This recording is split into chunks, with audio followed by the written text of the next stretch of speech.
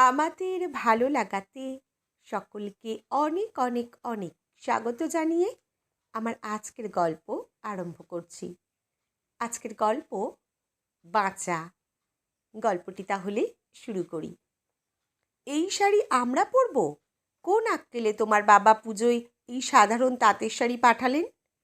এই বাড়ির একটা আভিজাত্য আছে।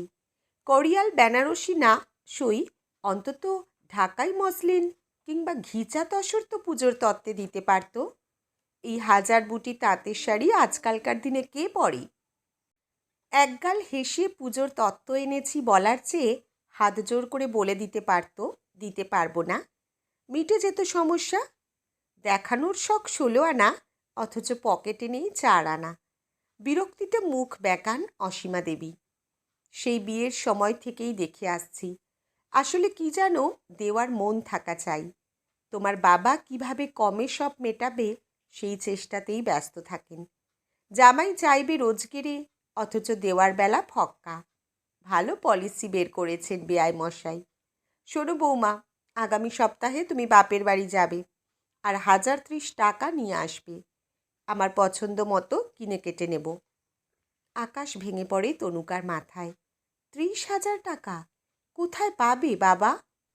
এমনিতেই পুজোর বাজার করতে গিয়েই মাথা খারাপ হয়ে গেছে। আগস্টে বিয়ের ঝামেলা মিটিয়ে অক্টোবরে পুজোর তত্ত্ব তালাশ করা সহজ ব্যাপার নয়।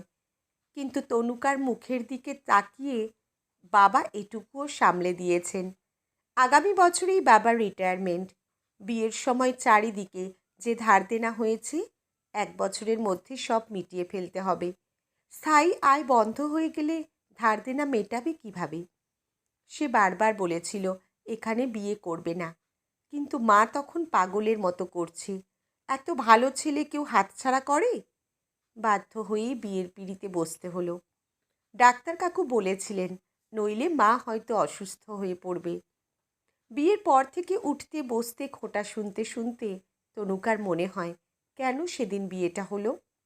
কি কুক্ষণে অভিকের তাকে পছন্দ হয়েছিল।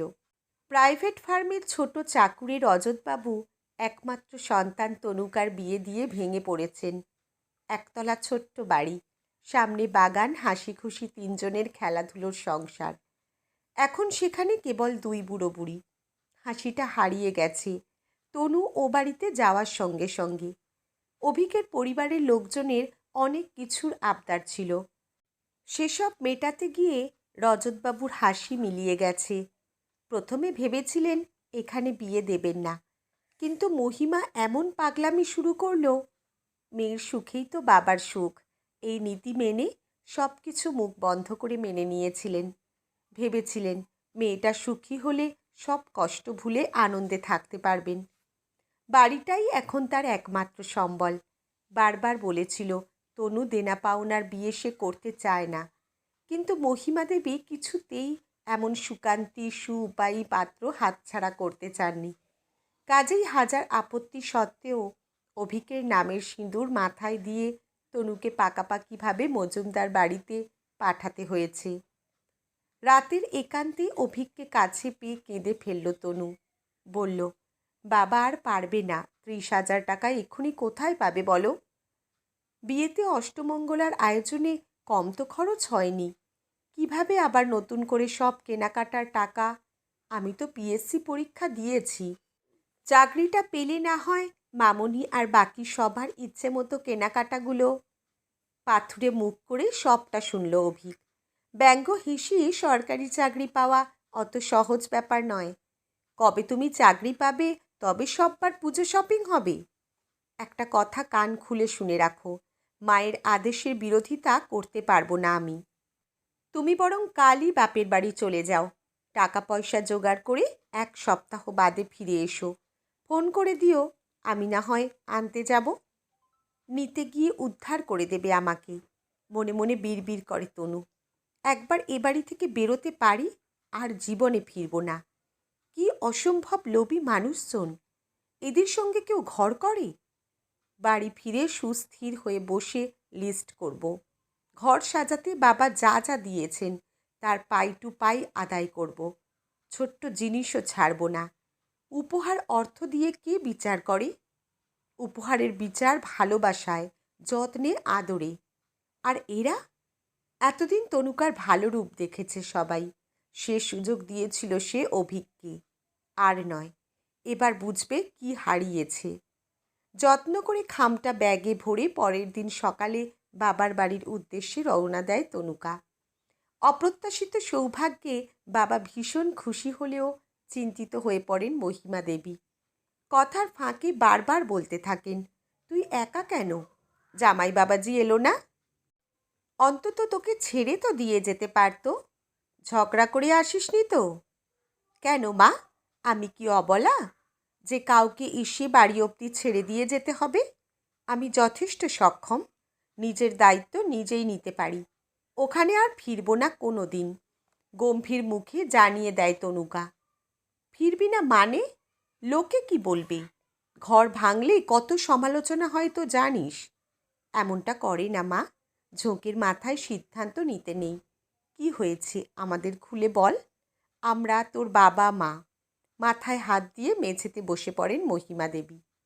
লোকের কথায় কান দেওয়ার দরকার নেই, গম্ভীর মুখে বলেন রজতবাবু। তনু আমাদের কাছেই থাকবে। ওর বাবা এখনও বেঁচে আছে। প্রথম দিনই তোমায় বলেছিলাম ওরা ভালো মানুষ নয়, লোভী। তুমি শুনলে না, জোর করে তনুর ওখানেই বিয়ে দিলে। পুজোর তত্ত্ব দিতে গিয়েও ওদের ব্যবহার আমার বিন্দু মাত্র ভালো লাগেনি। বড্ড অহংকার, সব সময় মেয়েপক্ষকে ছোট দেখানোর চেষ্টা। এই যে তুমি বলছো না লোকে কি বলবে, লোকের কথা শুনে মেয়েকে ইচ্ছের বিরুদ্ধে শ্বশুরবাড়ি পাঠিয়ে মরে যাওয়ার পর লোক দেখানো কান্নাকাটি করে শ্বশুরবাড়ির লোকজনের নামে বলে পাড়ামাত করে কি লাভ বলতে পারো? সত্যি কি শ্বশুরবাড়ির লোকের দোষ, নাকি দোষটা নিজের মা বাপের, যারা ইচ্ছের বিরুদ্ধে মেয়েকে শ্বশুরবাড়ি যেতে বাধ্য করেছিল?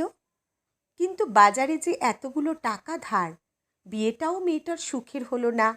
এরপর চলবে কি করে বলো দেখি? আমাদের তো আর্থিক বল নেই, ধার শুধতে হবে, তার উপর তোমার রিটায়ারমেন্টও সামনে। তা বলে একমাত্র মেয়েটাকে বলিতে চড়াবো? দরকার হলে আমি আবার কাজে বেরোবো, কিছু না কিছু জুটেই যাবে। তা বলে একমাত্র সন্তানকে হারাতে পারবো না।